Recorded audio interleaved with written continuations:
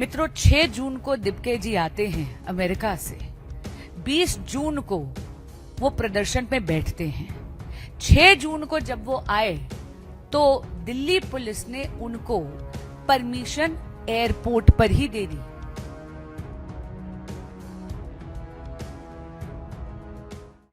कहीं ना कहीं आप ये भी देखेंगे कि ये जो मूवमेंट शुरू करी गई, जो सीजेपी और बाकी दलों ने शुरू करी, कहा गया कि ये एक स्टूडेंट मूवमेंट है। आप देखेंगे सरकार का रवैया इस मूवमेंट के प्रति संवेदनशील रहा है। मित्रों, 6 जून को दिब्के जी आते हैं अमेरिका से। 20 जून को वो प्रदर्शन पे बैठते हैं। 6 जून को जब वो आए तो दिल्ली पुलिस ने उनको परमिशन एयरपोर्ट पर ही दे दी। याद रखिएगा, उन दिल्ली पुलिस ने वेट नहीं करा कि सीजेपी के वकील पहुंचे और पुलिस से परमिशन मांगे। खुद लोकतंत्र का सम्मान करते हुए दिल्ली पुलिस ने उसी दिन परमिशन दे दी। वो परमिशन शाम के 5 बजे तक थी। वो परमिशन 5 बजे एक्सपायर हो गई, लेकिन ये आंदोलनकारी वहीं पर बैठे रहे। उन्होंने जंतर मंतर पर सिट इन करा 21 दिन तक। दिल्ली पुलिस ने किसी भी प्रकार की कार्रवाई उनको उठाने के लिए नहीं करी। सरकार ने उनको किसी भी प्रकार की कोताही अपने लेवल पर नहीं होने दी। और जब तक ये प्रोटेस्ट पीसफुल था, सरकार ने इस प्रोटेस्ट को होने दिया। लोकतंत्र में विरोध करना आपका अधिकार है। बिना परमिशन के विरोध करा, पर तो भी सरकार ने किसी भी प्रकार का अवरोध इस आंदोलन या इस प्रोटेस्ट में नहीं डाला। अब बात करते हैं जो बात हुई 20 जुलाई को। 20 जुलाई को कहा संसद चलो। संसद का घेराव करने का प्रयास करा गया। हम सब जानते हैं कि लोकतंत्र में इंस्टीट्यूशंस की एक वैल्यू होती है। इंस्टीट्यूशंस का घेराव अराजकता का पर्याय है।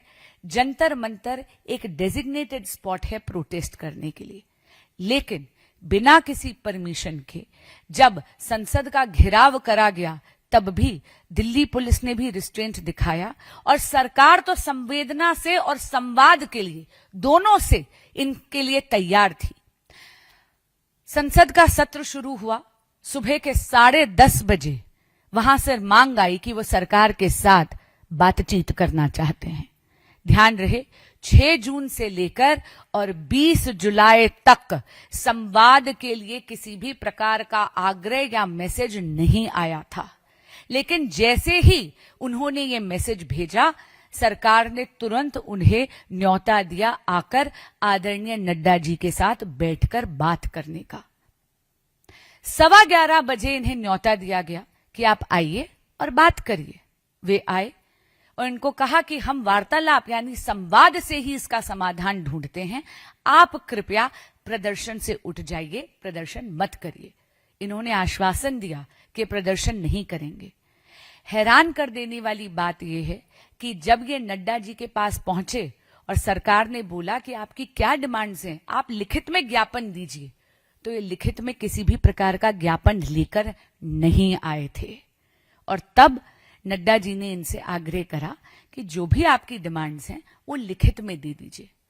मित्रों, एक भ्रम फैलाने की कोशिश करी जा रही है कि इनको वेट कराया गया। मैं आपको ये स्पष्टता से कहना चाहूंगी, ऐसा बिल्कुल नहीं था। 2.5 घंटे प्रदर्शनकारियों के प्रतिनिधि मंडल ने लगा दिए लिखित डिमांड्स बनाने के लिए। सरकार तो प्रतीक्षा कर रही थी। सरकार संवेदनशीलता से, मैं दोबारा कह रही हूं, संवेदनशीलता से इस प्रोटेस्ट से डील करने के लिए तैयार है और संवाद से ही समाधान निकलेगा। ये बात मोदी सरकार का नारा नहीं, ये मोदी सरकार की नीति है। उसके बाद जब ये लिखित में डिमांड्स लेकर आए, इनसे पुनः आग्रह करा गया कि आप कृपया प्रदर्शन मत करिए। इन्होंने आश्वासन दिया कि ये नहीं करेंगे, पर ये मुकर गए। हैरान कर देने वाली बात है कि इन्होंने जब प्रदर्शन शुरू हुआ तो 1 नहीं 2 नहीं अनगिनत तरह के फॉल्स नैरेटिव शुरू कर दिए। इन्होंने अलग अलग प्रकार की फेक न्यूज फैलाने की कोशिश करी। मैं चंद उदाहरण आपके समक्ष रखना चाहती हूं। सोशल मीडिया पे ये भ्रम फैलाया गया कि वांगचुक जी की जो धर्मपत्नी है माननीय गीतांजलि जी कि उनके साथ दुर्व्यवहार हुआ, उनके बालों को पकड़कर उनको घसीटा गया। फैक्ट चेक करा गया, ये बात असत्य है, झूठ है। गीतांजलि जी के साथ ऐसा कोई दुर्व्यवहार नहीं हुआ। दूसरी बात, एक और भ्रम फैलाने की कोशिश करी गई कि दिपके जी अरेस्ट कर लिए गए हैं। उसके बाद फैक्ट चेक करा गया, ये बात भी सरासर झूठ निकली। दिबके जी कभी अरेस्ट नहीं करे गए, बल्कि वो तो स्वयं जाके ट्रक में बैठ गए थे और खुद इन्हीं के प्रतिनिधि मंडल को सोशल मीडिया से अपना वो पोस्ट रिट्रैक्ट करना पड़ा। तीसरी बात, ये कहा गया कि एक 12 वर्ष की बच्ची को चोट लगी है, कि उसको हेड इंजरी हुई है। ये भी सरासर असत्य निकला, झूठ निकला।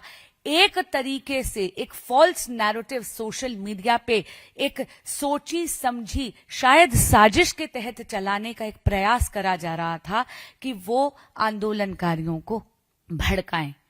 यही नहीं, ये भी कह दिया गया कि स्टेज हटा दिया गया है। फैक्ट चेक करा गया, स्टेज बिल्कुल भी नहीं हटाया गया है। हम सब ने मीडिया की वो रिपोर्ट्स देखी हैं। 118 पुलिस कर्मियों को चोट लगी है। आपके माध्यम से मैं ये कहना चाहती हूं कि पुलिस कर्मियों को जिनको चोट लगी है वो भी आंदोलनकारियों की तरह ही इस देश के बेटे और बेटियां हैं, इसी मां भारती की संतान हैं। हमें उनके प्रति भी वही संवेदना रखनी है जो कि आंदोलनकारियों के प्रति रखनी है। और इसीलिए दिल्ली पुलिस ने अब एक जांच बिठाई है। किसी भी प्रकार की यदि कोई इंसिडेंट हुआ है उस पर दिल्ली पुलिस और सरकार उसको संज्ञान ले रही है और जांच कर रही है। यही नहीं, उन्होंने तो लोगों को यह भी कहा है कि अगर आपके पास कोई वीडियो है या किसी प्रकार की एविडेंस है, कृपया दिल्ली पुलिस को आप दीजिए।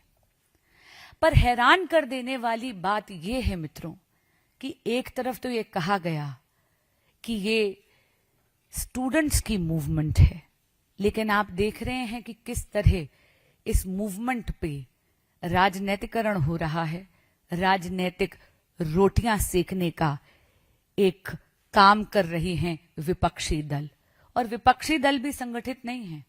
आपने कल देखा कि किस तरह माननीय नेता प्रतिपक्ष राहुल गांधी जी जाकर जंतर मंतर में नहीं बल्कि प्रधानमंत्री जी के आवास का घेराव कर कर बैठ गए।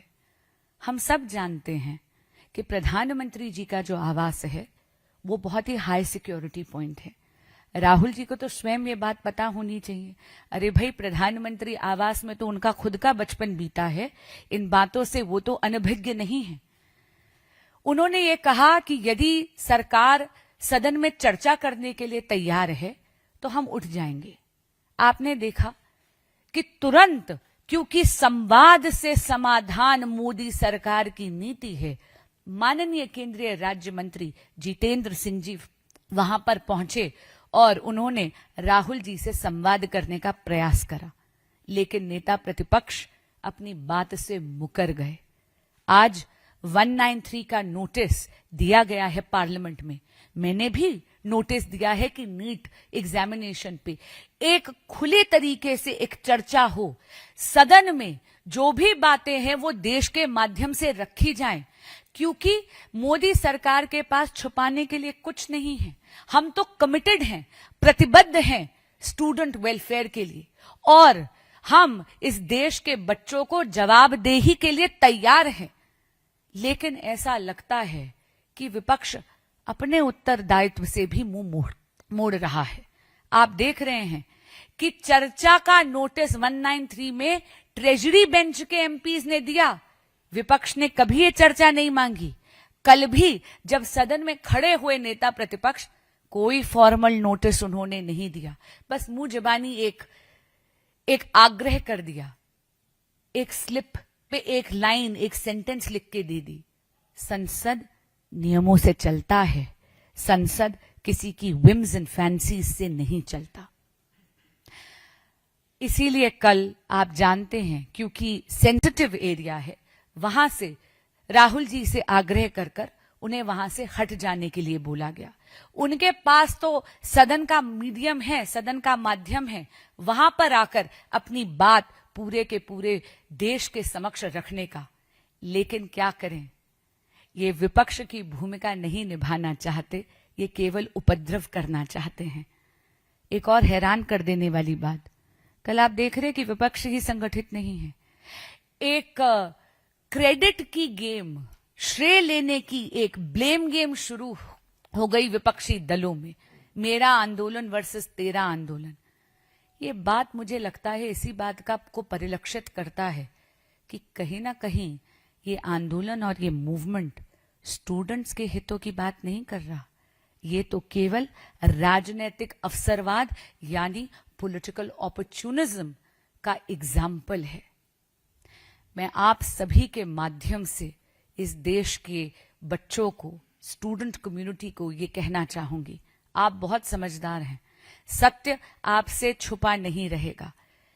मैं आपके माध्यम से इस देश के बच्चों को, स्टूडेंट्स को कहना चाहूंगी और आह्वान करना चाहूंगी, मेरे देश का युवा अराजकता का औजार नहीं है, मेरे देश का युवा भारत का राष्ट्र निर्माता है। धन्यवाद। कोई भी प्रकार के यदि प्रश्न हो तो मैं लेने के लिए तैयार हूं।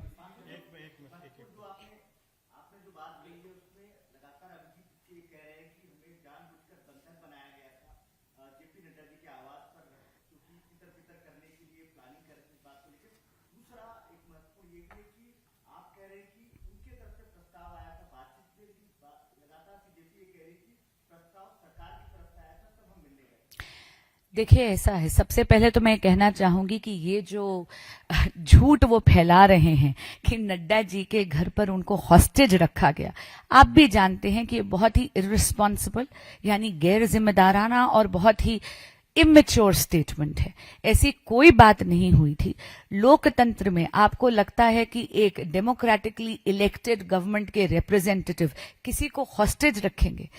देखिए, ये कुछ नहीं है, सोशल मीडिया पे ट्रैक्शन के लिए एक भ्रम फैलाया जा रहा है। मैं पुनः आपसे कह रही हूं, बिना किसी रिटर्न ज्ञापन के ये मिलने चले आए। 10:30 बजे जब इन्होंने मांग रखी, 11:15 बजे का इन्हें समय दे दिया गया। सरकार तुरंत इनसे संवाद करने के लिए तैयार हो गई। यहां तक कि आप देख रहे हैं कि नड्डा जी तो अस्पताल जाकर जितने भी वहां पर लोग भर्ती हैं, स्वयं वांगचुक जी का भी हालचाल पूछकर आए हैं। और नड्डा जी इस देश के केंद्रीय स्वास्थ्य मंत्री हैं।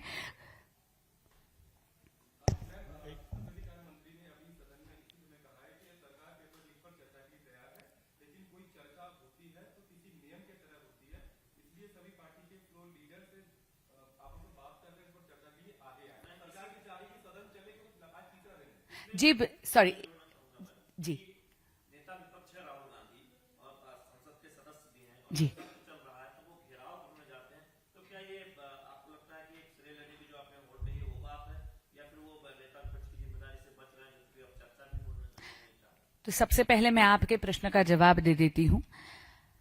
193 के तहत ट्रेजरी बेंच यानी सरकारी पक्ष के ही एमपीज ने नीट के एग्जाम पे चर्चा मांग ली है और मैं भी उस नोटिस की सिग्नेटरी हूं। मैं आपको बता देती हूं, विपक्ष यदि चाहता तो चर्चा मांग सकता था, लेकिन विपक्ष अपने उत्तरदायित्व से भाग रहा है। वो केवल और केवल उपद्रव करना चाहता है, लेकिन ये देश संविधान से चलता है, शोर शराबे से नहीं चलता। और आज जो माननीय मंत्री किरण रिजिजू ने सदन के पटल पर आह्वान करा है विपक्षी दलों का, मैं आपके माध्यम से पुनः उनसे करबद्ध प्रार्थना करती हूं, राजनीतिकरण मत करिए, पॉलिटिसाइजेशन मत करिए। आइए सदन पर एक फ्री एंड फ्रैंक चर्चा करते हैं, जहां इस देश के स्टूडेंट्स के हित की बात करते हैं। आपका जो प्रश्न था, देखिए आप बिल्कुल सही कह रहे हैं। माननीय नेता प्रतिपक्ष राहुल गांधी जी पॉलिटिक्स के वेटरन हैं। वे स्वयं प्रधानमंत्री आवास में रह चुके हैं। उनका पूरा बचपन प्रधानमंत्री आवास में गया है। वो जानते हैं कि ये हाई सिक्योरिटी टारगेट, एक हाई सिक्योरिटी एरिया है, प्रदर्शन का ये स्थान नहीं है। और जैसा मैंने कहा, सारे के सारे संवैधानिक टूल्स, सारे के सारे प्रैक्टिस एंड प्रोसीजर जो पार्लियामेंट के हैं वो उनके पास हैं। अभी तो सदन चल रहा है, चर्चा क्यों नहीं मांगी? उन्होंने तो केवल एक बहानेबाजी करी उपद्रव करने का, और वो जो घेराव करने के लिए बैठे हैं, ये कुछ नहीं है, सोशल मीडिया पे ट्रैक्शन की एक मुहिम है। लेकिन आपके माध्यम से मैं देश के नेता प्रतिपक्ष से भी ये आग्रह करना चाहूंगी, राजनीतिकरण ना करके स्टूडेंट्स के हित को सर्वोपरि रखिए। आइए सदन में चर्चा करते हैं। आप खुले मन से जो बोलना चाहते हैं वो बोलिए, सरकार से सवाल पूछिए, सरकार तो अपनी जवाबदेही के लिए तैयार है। आप अपनी जिम्मेदारी से क्यों भाग रहे हैं?